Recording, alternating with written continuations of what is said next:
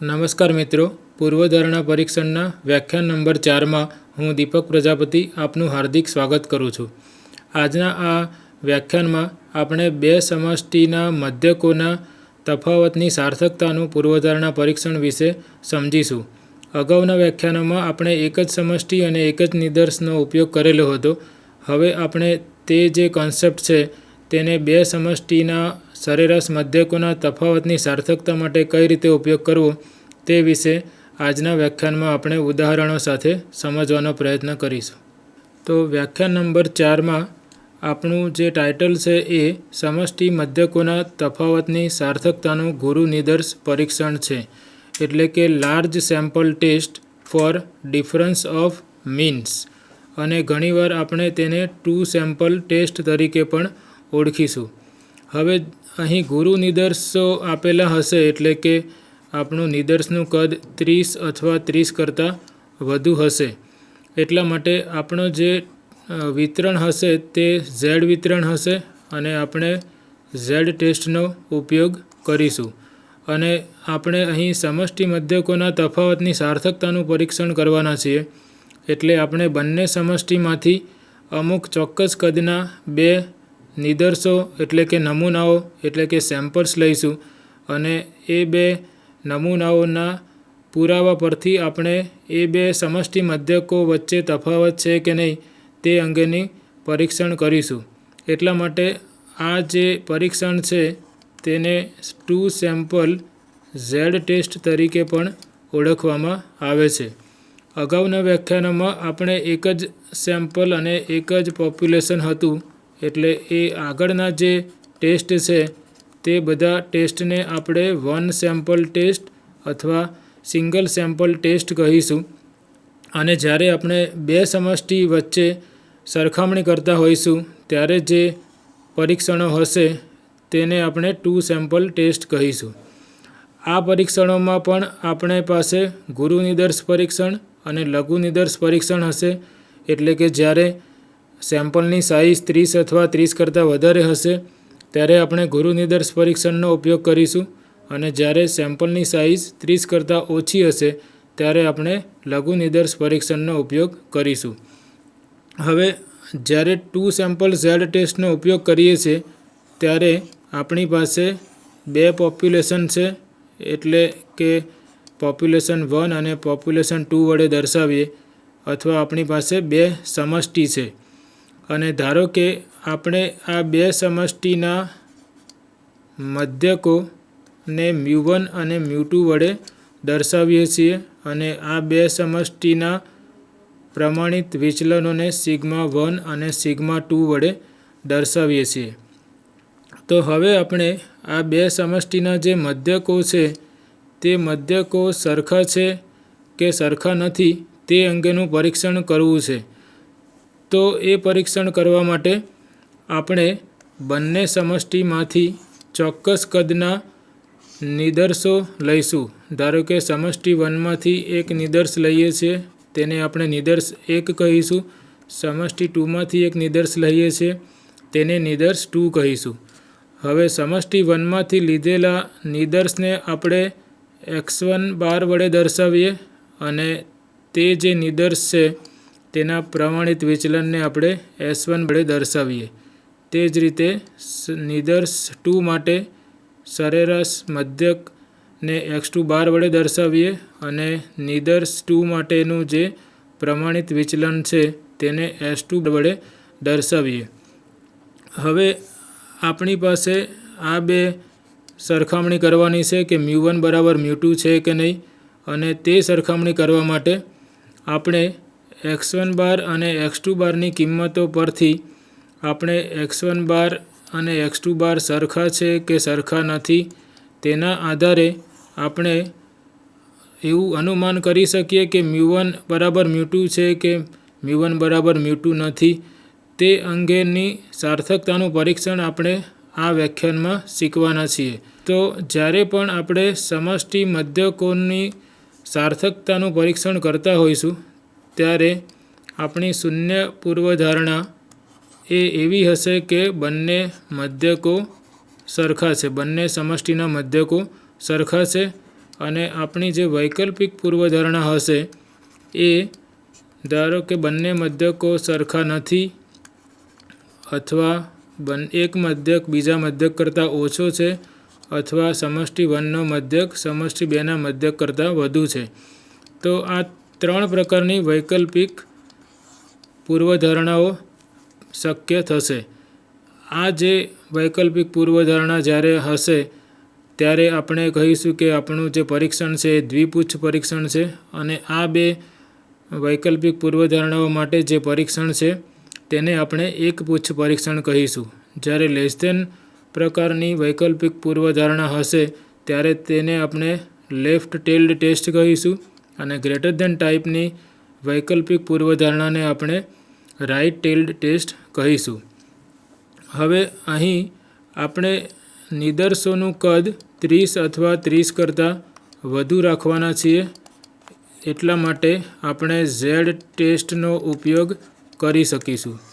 અને તમને યાદ હશે કે આગળના વ્યાખ્યાન નંબર 2માં આપણે આ જે સમષ્ટિ મધ્યકોના તફાવતની સાર્થકતા માટે જે પરીક્ષણ અચળાંક છે તે કઈ રીતે લખવો તેની સમજણ કેળવી હતી અને આપણે જે એક સેમ્પલ ટેસ્ટ માટે જે પરીક્ષણ અચળાંક છે તેનો જ ઉપયોગ કરીને 2 સેમ્પલ ઝેડ ટેસ્ટ માટેના પરીક્ષણ અચળાંકની સમજણ મેળવી હતી. તે આપણે એકવાર ફરીથી રિવાઇઝ કરી લઈએ.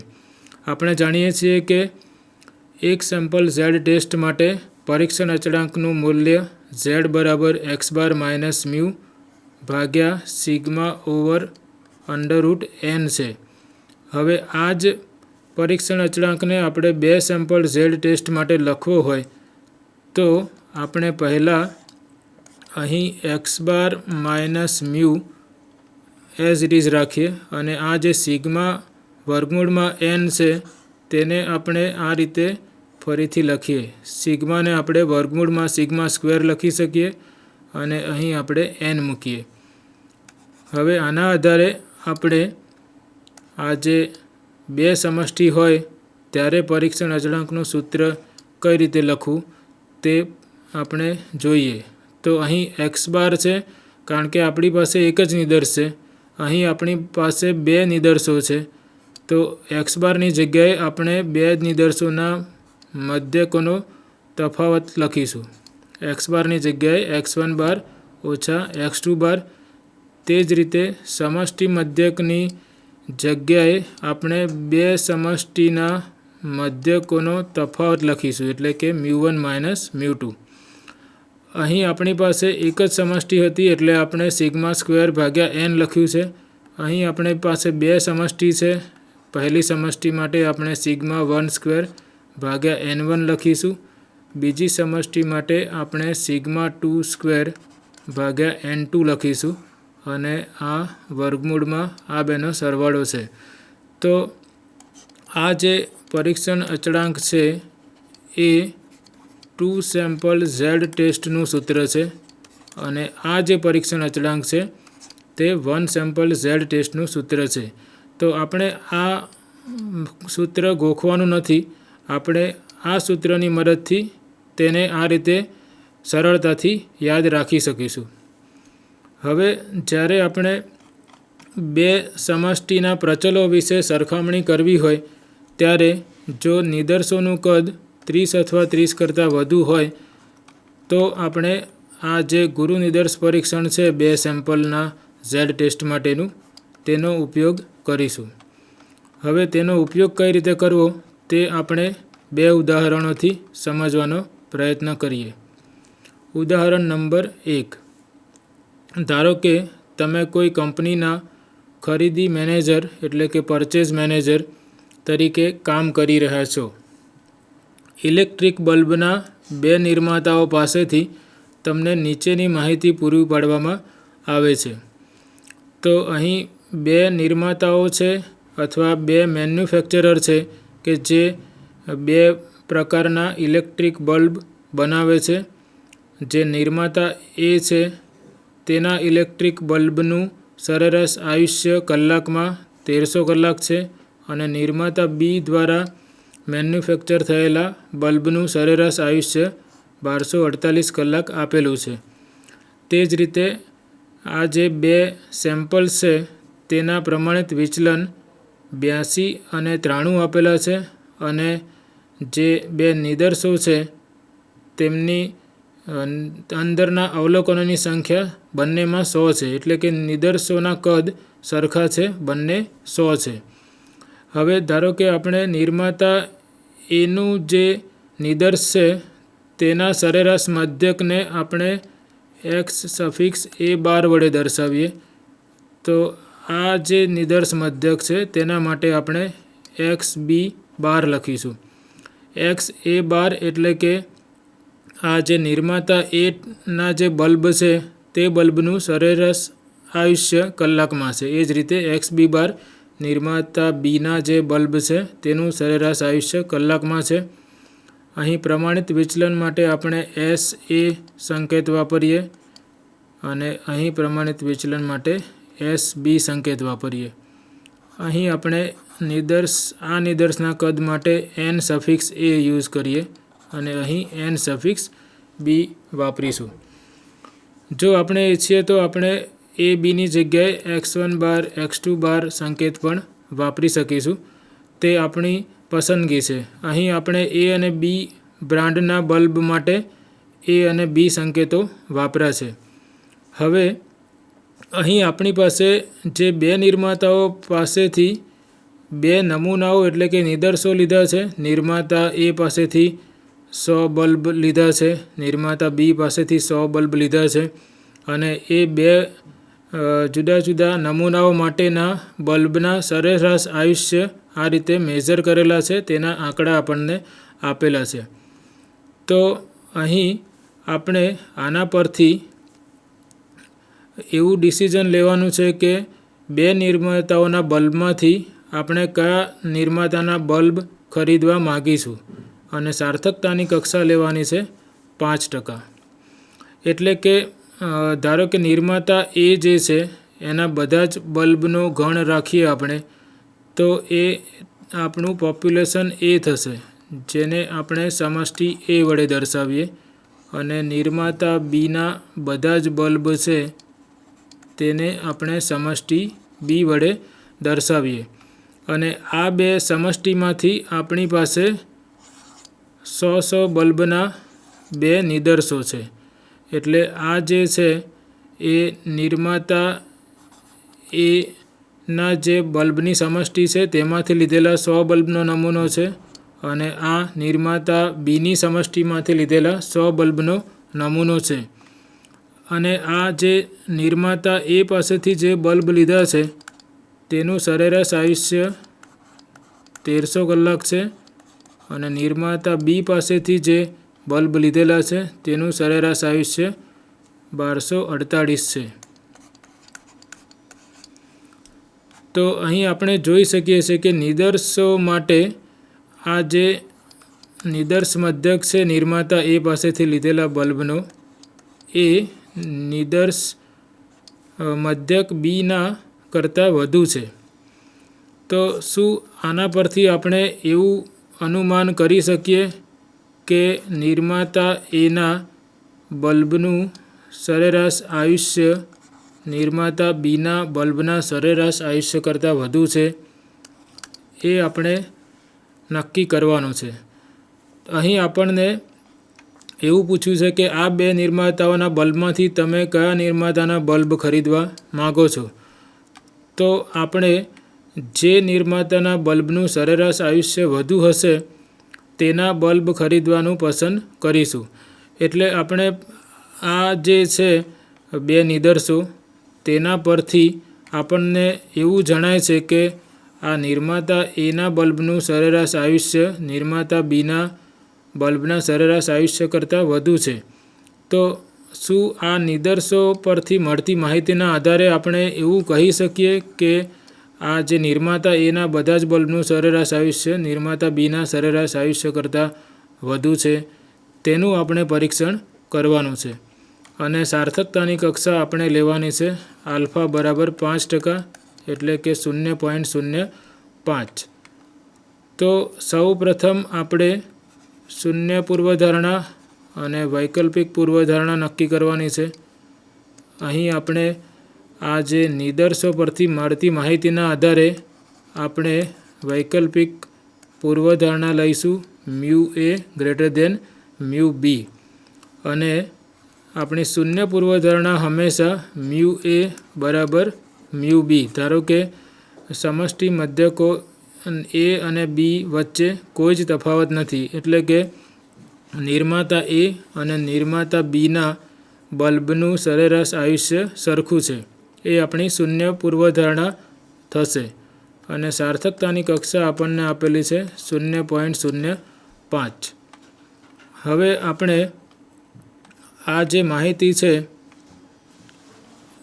કે સરેરાશ આયુષ્ય 1300 છે અને સરેરાશ આયુષ્ય 1248 છે એ અને બી માટે અનુક્રમે, એ જ રીતે પ્રમાણિત વિચલનો આપેલા છે અને બંને નિદર્શોના કદ આપેલા છે. તો આ માહિતીનો ઉપયોગ કરીને આપણે પરીક્ષણ અચળાંક શોધીએ. તે પહેલાં આપણે અહીં જોઈ શકીએ છીએ કે બંને જે નિદર્શો છે એ બંને નિદર્શોના કદ 30 કરતાં વધુ છે, માટે આપણે 2 સેમ્પલ ઝેડ ટોસ્ટનું સૂત્ર વાપરી શકીશું. હવે પરીક્ષણ અચળાંકનું સૂત્ર આગળ આપણે જોયું તેમ x બાર માઇનસ મ્યુ, આપણું જે સૂત્ર છે પરીક્ષણ અચળાંક ફોર સિંગલ સેમ્પલ ટેસ્ટ એ x બાર માઇનસ મ્યુ ડિવિઝનમાં સિગ્મા સ્ક્વેર બાય n છે. આ જ સૂત્રનો ઉપયોગ કરીને આપણે 2 સેમ્પલ ઝેડ ટેસ્ટનું સૂત્ર લખીએ. તો x બારની જગ્યાએ આપણે બે નિદર્શ મધ્યકોનો તફાવત લખીએ, x બાર એ x બાર બી. તે જ રીતે અહીં સમષ્ટિ મધ્યક મ્યુની જગ્યાએ આપણે અહીં બે સમષ્ટિના મધ્યકોનો તફાવત લખીએ. અને અહીં આપણે જોઈ શકીએ છીએ કે આપણને સમષ્ટિના પ્રમાણિત વિચલન આપેલા નથી, પણ તમને યાદ હશે કે જ્યારે નિદર્શોના કદ 100 કરતાં વધુ હોય તો આપણે આ જે વિચરણ છે સમષ્ટિનો, તેની જગ્યાએ નિદર્શના વિચરણનો ઉપયોગ કરી શકીએ છીએ. એટલે અહીં આપણે એસ એ સ્ક્વેર ભાગ્યા n1 plus S B square ભાગ્યા n1ની જગ્યાએ આપણે n એ વપરાશ કરીશું, કારણ કે આપણે સંકેત n એ અને n બી લીધા છે. જો આપણે ઈચ્છીએ તો આપણે 1 અને 2 પણ વાપરી શકીશું, સમષ્ટિ 1 અને સમષ્ટિ 2. અહીં આપણી પાસે નિર્માતા એ અને નિર્માતા બી એ રીતે સંકેતો આપેલા હતા, એટલે આપણે આ રીતે સફિક્સમાં એ અને બીનો ઉપયોગ કર્યો છે. તો હવે આપણી પાસે આ બધી કિંમતો છે, તે આપણે એ સૂત્રમાં મૂકીએ અને પરીક્ષણ અચળાંક શોધીએ. તો આપણી પાસે નિર્માતા એ માટે સરેરાશ આયુષ્ય 1300 આપ્યું છે, નિર્માતા બી માટે 1248 છે, અને આપણે જ્યારે પણ પૂર્વધારણા પરીક્ષણ કરીએ ત્યારે શૂન્ય પૂર્વધારણા સાચી છે તેવું માનીને ચાલીએ છીએ. અને અહીં આપણી શૂન્ય પૂર્વધારણા છે કે સમષ્ટિ મધ્યકો વચ્ચે કોઈ જ તફાવત નથી, એટલે કે બંને સરખા છે. એટલે જો H0 સાચું હોય તો આપણે અહીં શૂન્ય મૂકીશું, એટલે કે મ્યુ એ માઇનસ મ્યુ બી બરાબર 0. અને આપણી પાસે પ્રમાણિત વિચલનો 82 અને 93 છે, નિદર્શોના કદ 100 છે. તો અહીં આપણે વર્ગમૂળમાં 82 નિર્માતા એ માટેના નિદર્શનો પ્રમાણિત વિચલન અને નિર્માતા એનું કદ 100, તે જ રીતે અહીંયા 93 અને અહીં 100. તો આપણે જે નિદર્શો પરથી મળતી માહિતી છે તેનો અહીં આ સૂત્રમાં ઉપયોગ કર્યો, અને સાયન્ટિફિક કેલ્ક્યુલેટર અથવા કેલ્ક્યુલેટરનો ઉપયોગ કરીને આપણે અહીં આ જે પરીક્ષણ અચળાંકનું જે કિંમત છે તે આપણને 4.1940 મળે છે. તો આ રીતે આપણે સરળતાથી બે સમષ્ટિ આપેલી હોય તો પણ પરીક્ષણ અચળાંક સરળતાથી શોધી શકીએ છીએ.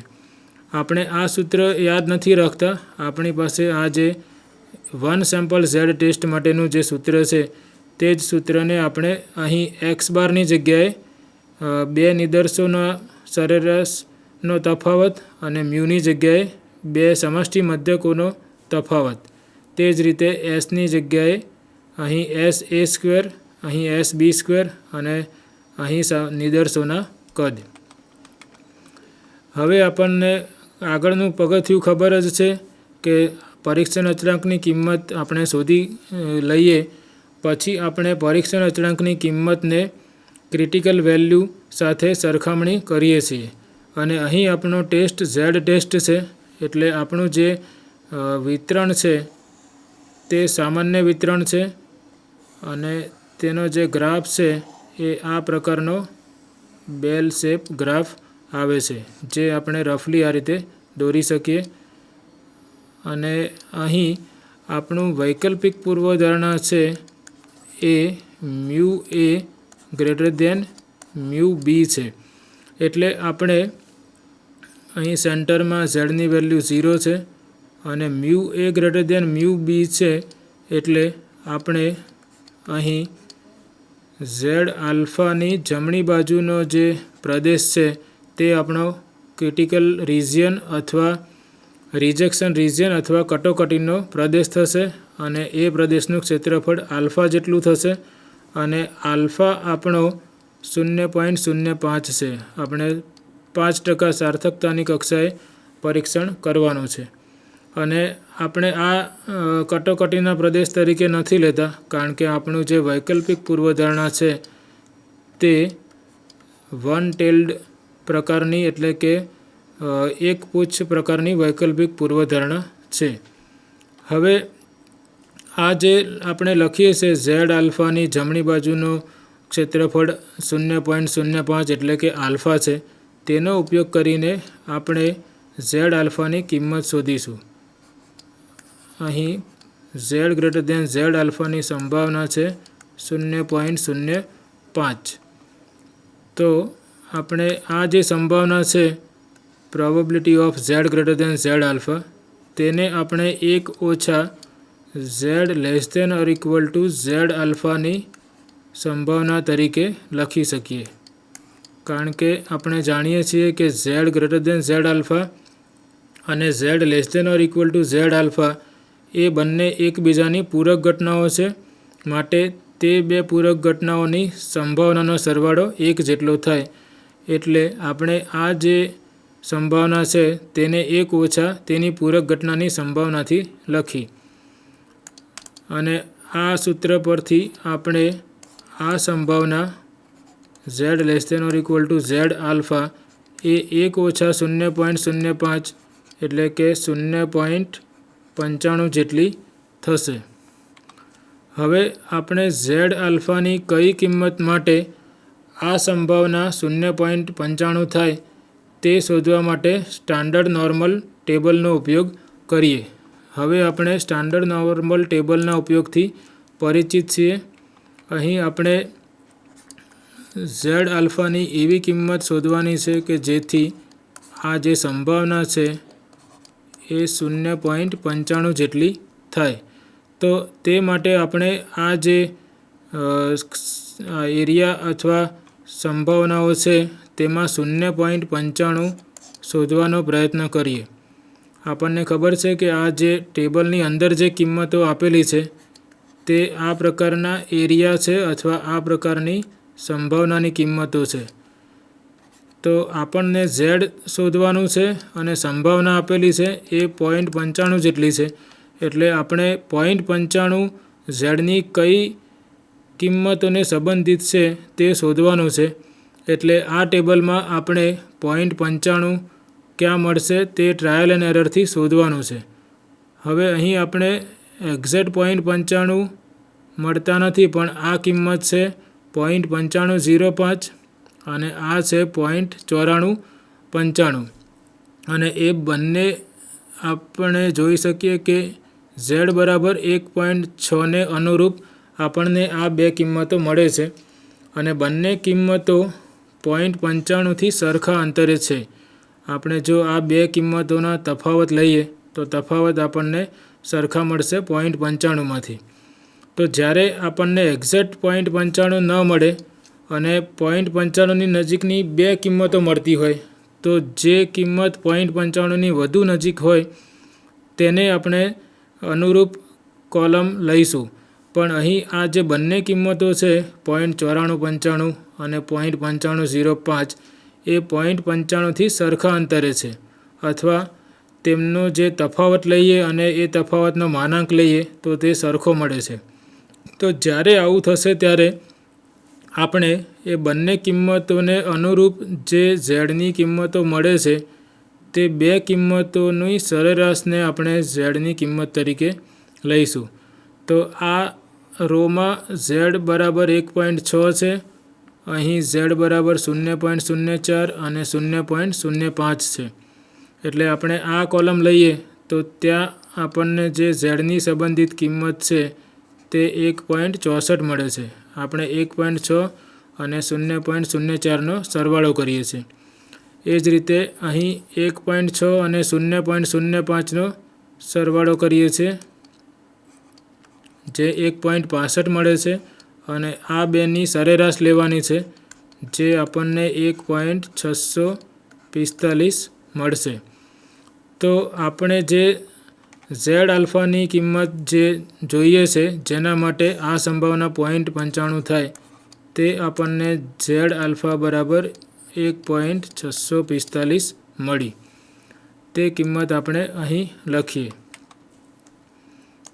તો માટે ઝેડ આલ્ફા બરાબર 1.64 વત્તા 1.65 ભાગ્યા 2 એટલે કે સરેરાશ લીધી. આલ્ફા આપણું 0.05 છે અને માટે આ કિંમત થશે 1.645. અને અહીં આપણે લખી શકીએ કે આ આપણે નોર્મલ ટેબલના ઉપયોગ પરથી આ કિંમત આપણે મેળવેલી છે.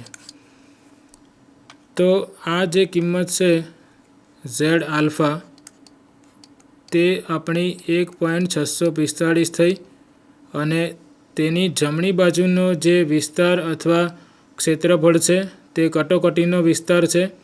એટલે આપણે જે પરીક્ષણ અચળાંકની કિંમત છે એ 1.645થી ઓછી હશે તો આપણે કટોકટીના પ્રદેશની બહાર છીએ, અને જો 1.645 કરતાં પરીક્ષણ અચળાંકની કિંમત વધુ હશે તો આપણે કટોકટીના પ્રદેશમાં છીએ. હવે અહીં આપણે જોઈ શકીએ છીએ કે પરીક્ષણ અચળાંકની કિંમત 4.1940 છે, એટલે કે તે આ કિંમત કરતાં વધુ છે. આ કિંમત છે 1.645, આપણી 4.19 સમથિંગ છે. તો તે કટોકટીના પ્રદેશમાં આવે છે. તો અહીં આપણે પહેલાં જે આપણું અવલોકન છે તે લખીએ. અહીં ઝેડ બરાબર આપણી ઝેડની કિંમત છે 4.19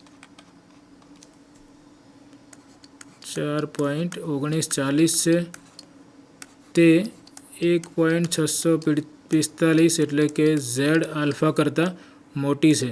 માટે પરીક્ષણ અચળાંકની ગણતરી કરેલી કિંમત એ ઝેડ આલ્ફા કરતાં મોટી છે, એટલે આપણે કટોકટીના પ્રદેશમાં છીએ. આ કિંમત છે પરીક્ષણ અચળાંકની, તે આની જમણી બાજુ છે, એટલે આપણે પરીક્ષણ અચળાંકની કિંમત કટોકટીના પ્રદેશમાં મળે છે.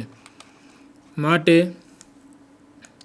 આપણને ખબર છે કે જ્યારે પરીક્ષણ અચળાંકની કિંમત કટોકટીના પ્રદેશમાં આવતી હોય ત્યારે આપણે શૂન્ય પરિકલ્પનાને નકારી કાઢીએ છીએ અથવા શૂન્ય પરિકલ્પનાનો અસ્વીકાર કરીએ છીએ. તેથી આપણે લખી શકીએ કે H0નો અસ્વીકાર થાય છે. અને આપણે યાદ કરીએ કે આપણી શૂન્ય પૂર્વધારણા છે બંને સમષ્ટિના મધ્યકો સરખા છે, અને આપણી વૈકલ્પિક પૂર્વધારણા છે બંને બલ્બ એનો જે મધ્યક છે સરેરાશ આયુષ્યનો તે બી કરતાં વધુ છે. અને અહીં આપણું જે પરીક્ષણ છે તે આવું છે કે શૂન્ય પરિકલ્પનાનો અસ્વીકાર થાય છે.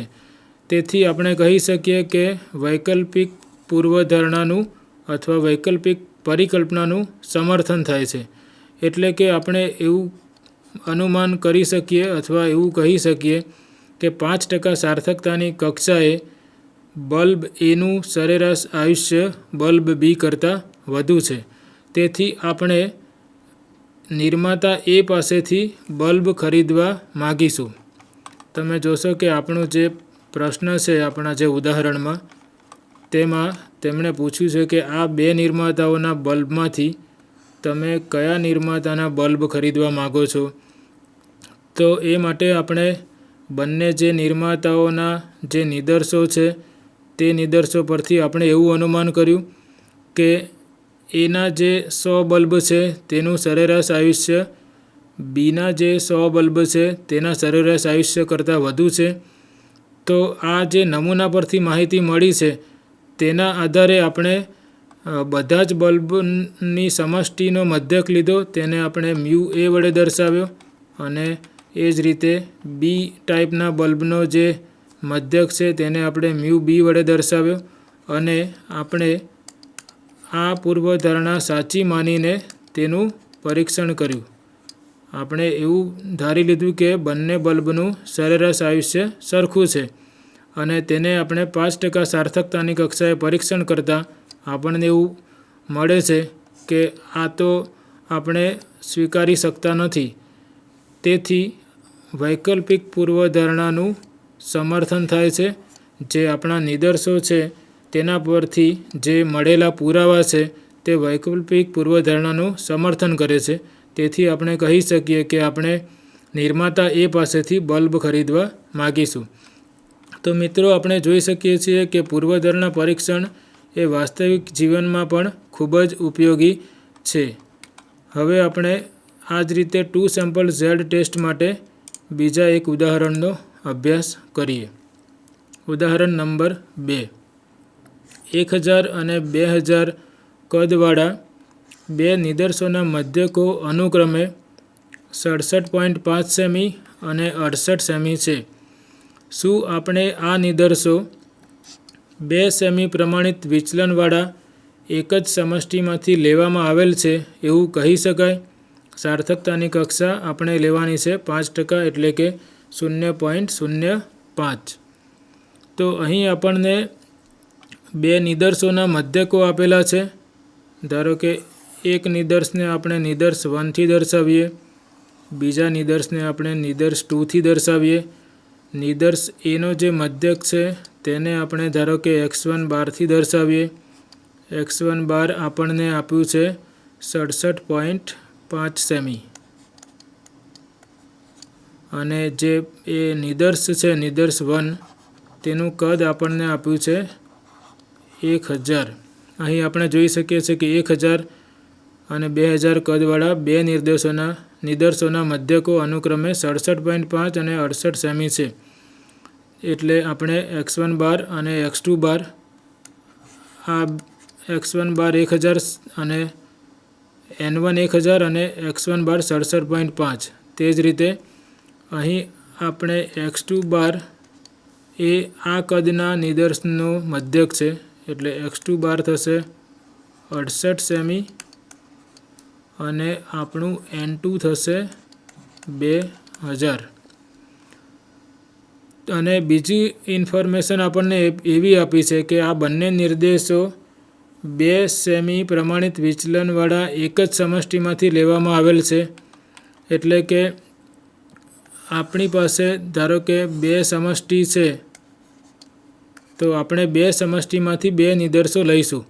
પણ અહીં આપણને એવું નથી કહ્યું કે આ જે નિદર્શો છે એ એક જ સમષ્ટિમાંથી લેવામાં આવેલા છે કે 2 જુદી જુદી સમષ્ટિમાંથી લેવામાં આવેલા છે. પણ આપણને એવું આપ્યું છે કે જે સમષ્ટિઓમાંથી લેવામાં આવેલા છે તે સમષ્ટિના પ્રમાણિત વિચલનો સરખા છે, અને તે 2 સેન્ટીમીટર જેટલા છે. એટલે કે આપણને σ1 અને σ2 બરાબર 2 સેન્ટીમીટર આપેલું છે. હવે આ માહિતીના આધારે શું આપણે એવું કહી શકીએ કે આ જે બંને નિદર્શો છે તે એક જ સમષ્ટિમાંથી લેવામાં આવેલા છે. તો આપણે એવું કહી શકીએ કે જો અહીં આપણને પ્રમાણિત વિચલનો તો સરખા જ આપેલા છે બંને સમષ્ટિના, તો જો બંને સમષ્ટિના મધ્યકો પણ સરખા હશે તો આપણે એવું કહી શકીએ કે આ બંને નિદર્શો એક જ સમષ્ટિમાંથી લેવામાં આવેલા છે.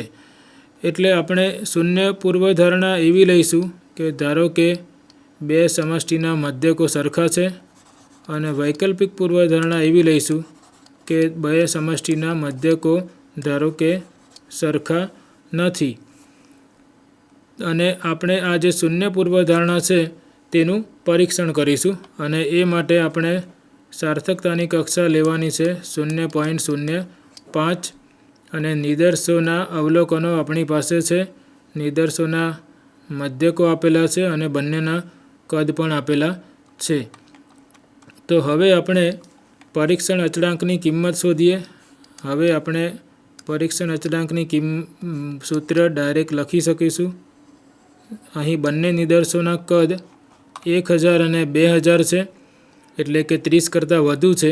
તેથી આપણે કહી શકીએ કે આ બંને નિદર્શો ગુરુ નિદર્શો છે, અને માટે આપણે ઝેડ ટેસ્ટનો ઉપયોગ કરી શકીશું. અને આપણી પાસે આ જે σ1 અને σ2 એટલે કે સમષ્ટિના પ્રમાણિત વિચલનો 2 સેમી છે, અને તેમનો વર્ગ કરીશું તો આપણને મળશે 4. હવે આપણે સૂત્ર લખીએ પરીક્ષણ અચળાંકનું. અહીં આપણે 1 અને 2 સંકેતો વાપર્યા છે, એટલે આપણે અહીં નિદર્શ 1નો મધ્યક અને નિદર્શ 2ના મધ્યકનો તફાવત લખીશું. અહીં આપણે સમષ્ટિ 1નો મધ્યક અને સમષ્ટિ 2ના મધ્યકનો તફાવત લખીશું. અહીં વર્ગમૂળમાં આપણે σ1² એટલે કે સમષ્ટિ 1નો વિચરણ ભાગ્યા નિદર્શ 1નું કદ જે n1 વડે આપણે દર્શાવ્યું છે. એ જ રીતે σ2² એટલે સમષ્ટિ 2નો વિચરણ અને ભાગ્યા n2. અને આ પરીક્ષણ અચળાંકની કિંમત શોધવા માટે આપણે એવું માનીને ચાલીએ છીએ કે શૂન્ય પૂર્વધારણા સાચી છે એવું આપણું અનુમાન છે, અને આપણે એ જ અનુમાનનું પરીક્ષણ કરવાનું છે. એટલે μ1 બરાબર μ2 થશે, એટલે કે આ કિંમત થશે 0. અને x1 બાર અને x2 બાર આપણી પાસે 67.5 અને 68 સેમી છે, તે કિંમતો આપણે અહીં મૂકીએ. માટે z બરાબર x1 બાર માઇનસ x2 બાર એટલે 67.5 ઓછા 68. અને આપણી પાસે σ1 અને σ2 2 છે, અને બંનેનો સ્ક્વેર કરીશું તો આપણને 4 મળશે. એટલે અહીં આપણે σ1² એટલે 4 અને ભાગ્યા n1 એટલે નિદર્શ 1નું કદ જે 1000 છે. તે જ રીતે σ2² પણ 4 છે, નિદર્શ 2નું કદ એ 2000 છે. અને આ બધી ગણતરી કરતાં આપણને ઝેડનું મૂલ્ય માઇનસમાં મળે છે, જે -6.4599 જેટલું થાય છે. તો આ રીતે આપણે પરીક્ષણ અચળાંકની કિંમત શોધી. અને હવે આપણને ખબર છે આના પછીનું પગથિયું છે કટોકટીનો પ્રદેશ નક્કી કરવો સાર્થકતાની કક્ષા પરથી. તે પહેલાં અહીં તમે જોઈ શકો છો કે નિદર્શ 1નો મધ્યક એ 67.5 છે. તેને આપણે રાઉન્ડ ઓફ કરીએ તો અહીં 7 પછી 5 છે, એટલે અહીં આપણે આ રાઉન્ડ ઓફ કરીએ તો 68 સેમી જેટલું થાય. એટલે કે x1 બાર અને x2 બાર લગભગ સરખા જેવા છે, અને માટે અહીં આપણે એવું નક્કી કરવાનું છે કે જો x1 બાર અને x2 બાર જે નિદર્શો પરથી જે પુરાવા મળ્યા છે તે પરથી આપણને x1 બાર અને x2 બાર સરખા લાગે છે, તો શું સમષ્ટિના મધ્યકો પણ સરખા હશે? એટલે જ્યારે પણ આપણે સમષ્ટિના પ્રચલો વિશે અનુમાન કરીએ છીએ ત્યારે આપણે નિદર્શો પરથી મળેલા પુરાવાઓને સમર્થન આપી શકીએ કે નહીં તે નક્કી કરવાનો પ્રયત્ન કરીએ છીએ. અને જ્યારે નિદર્શો પરથી મળેલા પુરાવાઓનું સમર્થન થાય છે એ કિસ્સામાં શૂન્ય પૂર્વધારણાનો અસ્વીકાર થાય છે. અને જો નિદર્શો પરથી મળેલા પુરાવાઓનું સમર્થન ન થાય તો શૂન્ય પૂર્વધારણાનો અસ્વીકાર થતો નથી. એટલે પૂર્વધારણીય પરીક્ષણમાં આપણો હેતુ હંમેશા જે શૂન્ય પૂર્વધારણા છે તેનો અસ્વીકાર કરવાનો હોય છે. વૈકલ્પિક પૂર્વધારણા એ પુરાવાઓનું સમર્થન થાય છે કે નહીં એ ચકાસવા માટેની છે. એટલે જ્યારે આપણે શૂન્ય પૂર્વધારણાનો અસ્વીકાર કરીએ છીએ ત્યારે આપણે આપોઆપ વૈકલ્પિક પૂર્વધારણાઓને સમર્થન આપીએ છીએ જે નિદર્શો પરથી મળેલા પુરાવાઓ છે તેના આધારે. તો અહીં આપણે ઝેડની કિંમત શોધી એટલે કે પરીક્ષણ અચળાંક અથવા ટેસ્ટ સ્ટેટિસ્ટિક્સની કિંમત શોધી. હવે આપણે કટોકટીનો પ્રદેશ નક્કી કરીએ. અને અહીં આપણે જોઈએ છીએ કે આપણું જે વૈકલ્પિક પૂર્વધારણા છે એ નોટ ઇક્વલ ટુ પ્રકારની છે. એટલા માટે આપણું જે પરીક્ષણ છે એ થશે ટુ ટેલ્ડ ટેસ્ટ અથવા દ્વિપુચ્છ પરીક્ષણ થશે. અને આપણી સાર્થકતાની કક્ષા આપેલી છે 5%. એટલે આલ્ફા બરાબર 0.05 છે. પણ જ્યારે આપણી પાસે દ્વિપુચ્છ પરીક્ષણ હશે ત્યારે આપણે આને બે સરખા ભાગમાં વહેંચીશું જે 0.025 જેટલું થશે. તો હવે આપણે રફલી ગ્રાફ પરથી કટોકટીના પ્રદેશ નક્કી કરવાનો પ્રયત્ન કરીએ. તો જેમ આપણે કરીએ છીએ એમ આ જે સેન્ટર છે ત્યાં ઝેડની કિંમત 0 છે અને આટલો વિસ્તાર આપણે 0.025 ડાબી અને જમણી બાજુએ લઈશું. આપણને ખબર છે કે આ 0.025 હોય ત્યારે આ જે ઝેડની કિંમત છે તેને આપણે ઝેડ 0.025 વડે દર્શાવીએ છીએ. અને આ જે નોર્મલ કર્વ છે તેની સિમેટ્રીના કારણે આ કિંમત આની નેગેટિવ થશે -ઝેડ 0.025. અને આ જે છે ક્ષેત્રફળ અથવા વિસ્તાર તે 0.025 ક્ષેત્રફળવાળો વિસ્તાર થશે. અને આપણે હવે માહિતગાર છીએ કે આ જે જમણી બાજુનો શેડેડ વિસ્તાર અને ડાબી બાજુનો શેડેડ વિસ્તાર એ બંને રિજેક્શન રિજિયન્સ છે અથવા કટોકટીના પ્રદેશો છે. એટલે આપણે હવે આ જે બે કિંમતો છે તે નક્કી કરવાની છે અને તે માટે આપણે સ્ટાન્ડર્ડ નોર્મલ ટેબલનો ઉપયોગ કરીશું. સ્ટાન્ડર્ડ નોર્મલ ટેબલમાં આપણી પાસે less than or equal to પ્રકારની સંભાવનાઓની કિંમત આપી છે. એટલે આપણે પહેલાં અહીંયાથી લખી શકીએ કે આ ઝેડ 0.025ની જમણી બાજુનો વિસ્તાર 0.025 છે તેને આપણે આ રીતે લખી શકીએ. ઝેડ એ ઝેડ 0.025 કરતાં મોટું થાય તેની સંભાવના 0.025 છે. પણ આપણી પાસે જે નોર્મલ ટેબલો છે તેમાં આપણી પાસે લેસ ધેન ટાઈપની ઘટનાઓની સંભાવના આપેલી છે. તેથી આપણે આ જે સંભાવના છે તેને લખી શકીશું 1 ઓછા આ જે ઘટના છે તેની પૂરક ઘટનાની સંભાવના એટલે કે Z less than or equal to Z 0.025 તેના બરાબર થશે 0.025. માટે Z less than or equal to Z 0.025ની સંભાવના થશે 1 ઓછા 0.025 એટલે કે 0.975. હવે આપણે ટેબલમાં જોઈશું કે ઝેડની કઈ કિંમત માટે આપણી આ જે સંભાવના છે એ 0.975 થશે. એ માટે આપણે સ્ટાન્ડર્ડ નોર્મલ ટેબલનો ઉપયોગ કરીએ. તો આ ટેબલમાં હવે આપણે 0.975 ક્યાં મળશે તે શોધવાનું છે. તો એ માટે તમે જોઈ શકો છો કે આ જે કિંમત છે 0.9750 છે અને તેને સંબંધિત ઝેડની કિંમત આપણે શોધીએ. આપણે અગાઉના વ્યાખ્યાનોમાં પણ આ પ્રકારનું કાર્ય કરેલું છે.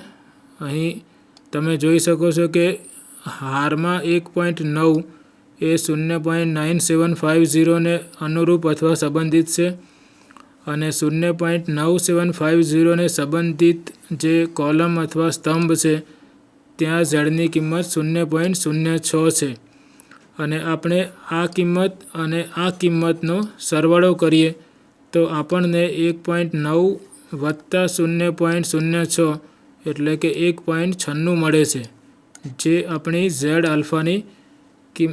આલ્ફા બાય 2ની કિંમત છે. તો આપણે અહીં જોઈ શકીએ છીએ કે ઝેડ આલ્ફા બાય 2 1.96 મળે છે. તે આપણે અહીં લખીએ તો ટેબલ પરથી આપણે શોધ્યું કે જો ઝેડ આલ્ફા બાય 2 અથવા 0.025 બરાબર 1.96 હોય તો આ સંભાવના 0.975 થાય. એટલે કે અહીં આપણે ઝેડ 0.025 જે છે તે 1.96 જેટલું છે અને અહીં 1.96નું ઋણ સંખ્યા એટલે -1.96 છે. એટલે આપણે કહી શકીએ કે જો પરીક્ષણ અચળાંકની કિંમત 1.96 કરતાં વધારે અથવા પરીક્ષણ અચળાંકની કિંમત -1.96 કરતાં ઓછી હોય તો આપણે શૂન્ય પરિકલ્પનાનો અસ્વીકાર કરીશું. અને જો ઝેડની કિંમત આ બે કિંમતોની વચ્ચે હોય તો આપણે શૂન્ય પરિકલ્પના અથવા શૂન્ય પૂર્વધારણાનો અસ્વીકાર કરવામાં નિષ્ફળ જઈશું. તો હવે આપણે ઝેડની શોધેલી કિંમત છે -6.4599. તો -6.4599 એ -1.96 કરતાં ઓછું છે. આ આપણી ઝેડની કિંમત છે. આ આપણી -ઝેડ આલ્ફા અથવા આલ્ફા બાય 2 અથવા -ઝેડ 0.025 છે. એટલે -6.45 જે છે તે આપણને કટોકટીના પ્રદેશમાં મળે છે અને જ્યારે આપણી પરીક્ષણ અચળાંકની કિંમત કટોકટીના પ્રદેશમાં આવે ત્યારે આપણે શૂન્ય પૂર્વધારણાનો અસ્વીકાર કરીએ છીએ. એટલે અહીં આપણે લખીએ કે ઝેડની જે કિંમત છે એ -ઝેડ 0.025 કરતાં ઓછી છે. માટે જે શૂન્ય પૂર્વધારણા છે અથવા શૂન્ય પરિકલ્પના છે તેનો અસ્વીકાર થાય છે. અથવા આપણે અંગ્રેજીમાં એવું કહીશું કે વી રિજેક્ટ ધી નલ હાઇપોથેસિસ. હવે આપણી નલ હાઇપોથેસિસ છે કે બંને સમષ્ટિના મધ્યકો સરખા છે અને આપણી વૈકલ્પિક પૂર્વધારણા છે બંને મધ્યકો સરખા નથી. તો જ્યારે નલ હાઇપોથેસિસનો અસ્વીકાર થાય ત્યારે આપણે એમ કહીએ કે જે નિદર્શો પરથી જે પુરાવા મળેલા છે તે આ જે વૈકલ્પિક પૂર્વધારણા છે તેને સપોર્ટ અથવા સમર્થન કરે છે. અને હવે આપણો પ્રશ્ન એવો હતો કે જો આપણો જે નિદર્શોનો જે ડેટા છે એ આ પ્રકારનો હોય તો શું આપણે એવું કહી શકીએ કે નિદર્શો પરથી કે આ જે બંને નિદર્શો છે એ એક જ સમષ્ટિમાંથી લેવામાં આવેલ છે? તો આપણી પૂર્વધારણા નલ હાઇપોથેસિસ એવી હતી કે બંને સમષ્ટિના મધ્યકો સરખા છે અને તેથી બંને નિદર્શો એક જ સમષ્ટિમાંથી લેવામાં આવેલા છે. પણ અહીં શૂન્ય પૂર્વધારણાનો અસ્વીકાર થાય છે. એટલે આપણે એવું ન કહી શકીએ કે બંને નિદર્શો એક જ સમષ્ટિમાંથી લેવામાં આવેલ છે. તો આ રીતે આપણે 2 સેમ્પલ ઝેડ ટેસ્ટનો ઉપયોગ કરીને બે સમષ્ટિના મધ્યકોના તફાવતની સાર્થકતાનું પરીક્ષણ કરી શકીએ. તો અત્યાર સુધી આપણે એક જ સમષ્ટિનો અભ્યાસ કર્યો. હવે આપણે બે સમષ્ટિના પ્રચલોની સરખામણી કરીએ છીએ, સમષ્ટિ 1 અને સમષ્ટિ 2. અને તેમાં પણ આપણે જ્યારે બંને નિદર્શો છે સમષ્ટિ 1 અને 2માંથી લીધેલા એ બંને ગુરુ નિદર્શો હોય ત્યારે આપણે 2 સેમ્પલ ઝેડ ટેસ્ટનો ઉપયોગ કરી શકીએ. પણ ધારો કે બંને નિદર્શોમાંથી ઓછામાં ઓછા એક નિદર્શનું કદ 30 કરતાં ઓછું છે તો પછી આપણે કહીશું કે આપણા નિદર્શો છે તે લઘુ નિદર્શો છે. તો જેમ આપણે એક સેમ્પલ ટેસ્ટમાં જોયું કે જ્યારે લઘુ નિદર્શ હોય ત્યારે આપણે ટી વિતરણનો ઉપયોગ કરીએ છીએ અને જે ટેસ્ટ છે તેને આપણે ટી ટેસ્ટ અથવા ટી પરીક્ષણ કહીએ છીએ. તે જ રીતે જ્યારે આપણી પાસે બે સમષ્ટિની પ્રચલોની સરખામણી હોય અને નિદર્શોમાંથી ઓછામાં ઓછા એક નિદર્શનું કદ 30 કરતાં ઓછું હોય તો આપણે અગાઉના ઉદાહરણોમાં જે ઝેડ ટેસ્ટનો ઉપયોગ કર્યો તે કરી શકતા નથી, પણ અમુક અઝમ્પશન્સ મૂકીએ તો આપણે ટી ટેસ્ટનો ઉપયોગ કરી શકીએ છીએ. અને ધારો કે બે સમષ્ટિ છે, સમષ્ટિ 1 અને સમષ્ટિ 2. તેમાંથી આપણે બે નિદર્શો લીધા છે, તેમને આપણે નિદર્શ 1 અને નિદર્શ 2 કહીશું. આ સમષ્ટિનો મધ્યક ધારો કે μ1 છે, આ સમષ્ટિનો મધ્યક μ2 છે. આ જે સમષ્ટિ 1માંથી જે નિદર્શ લીધો છે તેનો મધ્યક ધારો કે x1 બાર છે, તે જ રીતે નિદર્શ 2નો મધ્યક x2 બાર છે. આ જે નિદર્શ 1 છે તેનું પ્રમાણિત વિચલન ધારો કે S1 છે, નિદર્શ 2નું પ્રમાણિત વિચલન ધારો કે S2 છે અને નિદર્શ 1નું કદ આપણે N1 થી દર્શાવીએ, નિદર્શ 2નું કદ N2 થી દર્શાવીએ. પણ N1 અથવા N2માંથી કોઈ એક 30 કરતાં ઓછું છે તો એ કેસમાં આપણે ઝેડ પરીક્ષણનો ઉપયોગ કરી શકતા નથી. પણ અમુક ધારણાઓ લાગુ કરવામાં આવે તો આપણે ટી ટેસ્ટનો ઉપયોગ કરી શકીએ છીએ. તો આપણી પાસે બે ધારણાઓની જરૂર પડશે જ્યારે આપણે બે સમષ્ટિ માટે ટી પરીક્ષણનો ઉપયોગ કરવો હોય ત્યારે. સૌથી પહેલી ધારણા એ છે કે બંને સમષ્ટિ સામાન્ય વિતરણને અનુસરે છે. એટલે બંને સમષ્ટિના વિતરણો સામાન્ય વિતરણો છે, અથવા બીજી રીતે આપણે કહીએ કે આ જે બે નિદર્શો લીધા છે તે બે સમષ્ટિઓના વિતરણો સામાન્ય વિતરણો એટલે કે નોર્મલ ડિસ્ટ્રીબ્યુશનને અનુસરે છે.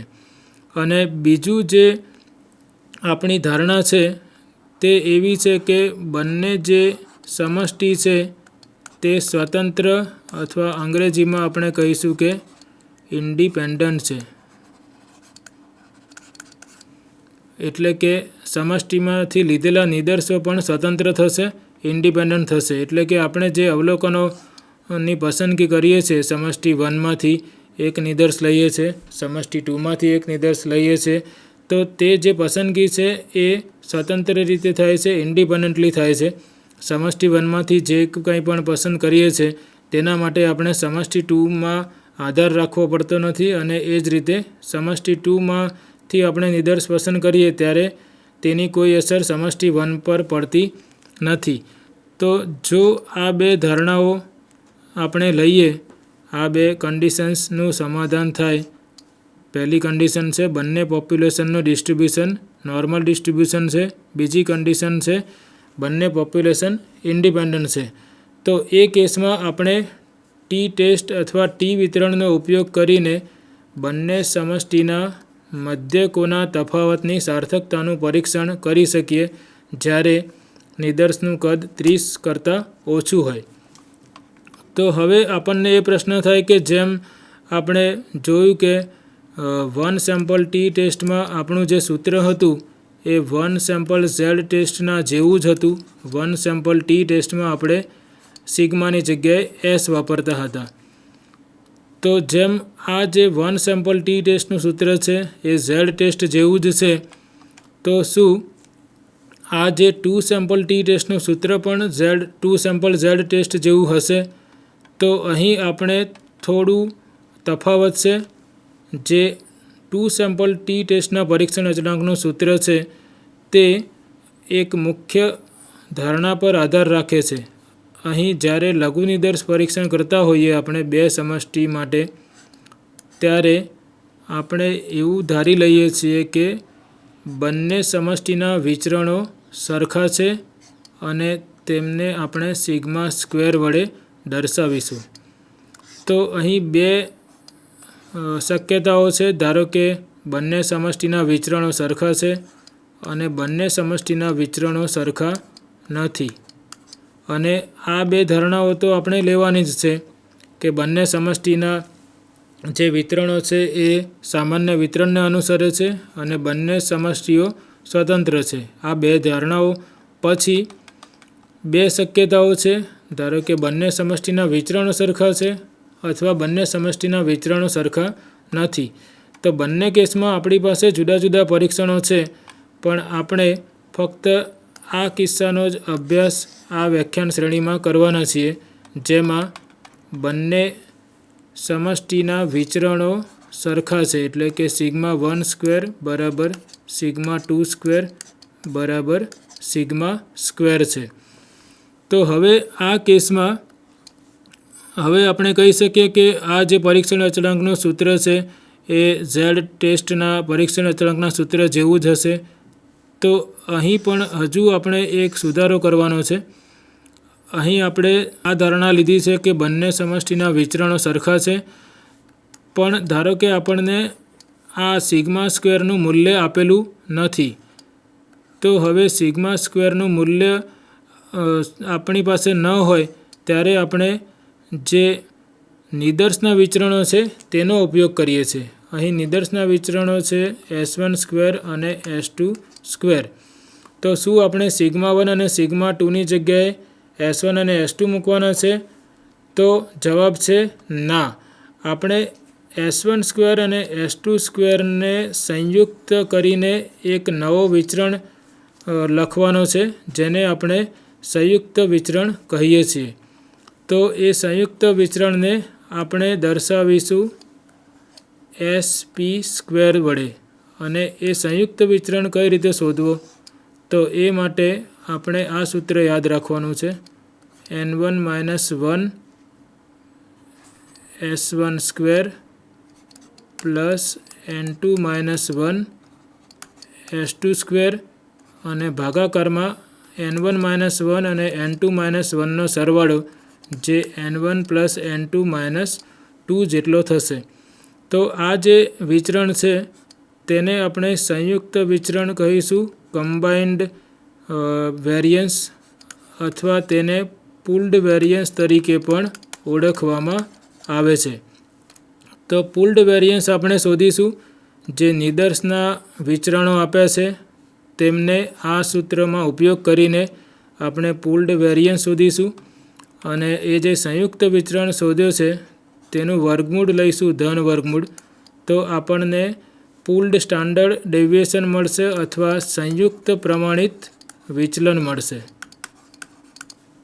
તો જ્યારે 2 સેમ્પલ ઝેડ ટેસ્ટ હોય અને σ1² અને σ2² સરખા છે તેવું આપેલું હોય અથવા તેવું ધારીએ, તો એ કિસ્સામાં આપણે જે નિદર્શોના જે પ્રમાણિત વિચલનો છે તેમનો સંયુક્ત વિચરણ શોધીશું અને એ સંયુક્ત વિચરણનો આપણે 2 સેમ્પલ ટી ટેસ્ટના પરીક્ષણ અચળાંકમાં તેનો ઉપયોગ કરીશું.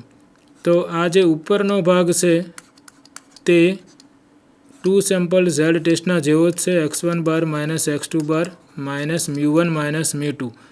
અહીં આપણે σ1² અને σ2² ની જગ્યાએ આ જે સંયુક્ત વિચરણ છે તે મૂકીશું, sp² ભાગ્યા n1 પ્લસ sp² ભાગ્યા n2. અને sp² આપણે કોમન કાઢીને બહાર લેતા આપણને sp times √1/n1 plus 1/n2 મળશે, જેને આપણે 2 સેમ્પલ ટી ટેસ્ટના પરીક્ષણ અચળાંકનું સૂત્ર ગણીશું. અને આગળના વ્યાખ્યાનમાં આપણે જોઈશું કે આ 2 સેમ્પલ ટી ટેસ્ટનો ઉપયોગ કરીને આપણે સમષ્ટિ મધ્યકોના તફાવતની સાર્થકતાનું પરીક્ષણ કઈ રીતે કરી શકીએ. તો આ વ્યાખ્યાનમાં આપણે આટલેથી પૂરું ન કરીએ છીએ અને આવતા વ્યાખ્યાનમાં આપણે લઘુ નિદર્શો માટે 2 સેમ્પલ ટી ટેસ્ટનો ઉપયોગ કરીશું. મિત્રો, આપણે આ લેક્ચરમાં 2 સેમ્પલ ઝેડ ટેસ્ટનો ઉપયોગ કર્યો અને તેના ઉપયોગ પરથી આપણે બે સમષ્ટિના મધ્યકોણની સરખામણી કઈ રીતે કરી શકાય તે અંગે સમજ્યા. આવતા વ્યાખ્યાનમાં આપણે 2 સેમ્પલ ટી ટેસ્ટનો ઉપયોગ કરીને બે સમષ્ટિના મધ્યકોની સરખામણી કઈ રીતે કરી શકાય તે વિશે જોઈશું. આભાર. Thank you.